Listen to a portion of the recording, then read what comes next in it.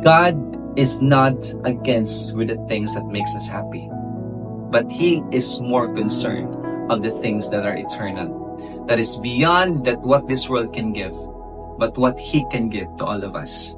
Sama ni Ginoong Jesus mga igsoon, wala siya niris kalibutan aron magpaserbi.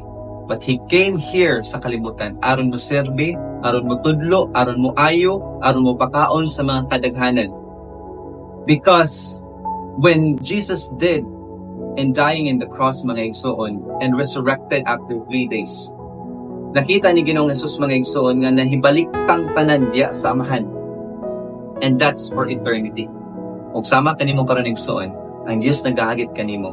Nga yes, you can be happy in this world, you can be yourself in this world, you can chase your dream in this world, you can live your life to the fullest in this world. But always remember that God is more concerned of the things that are eternal. And ganan siya mga igsoon, kung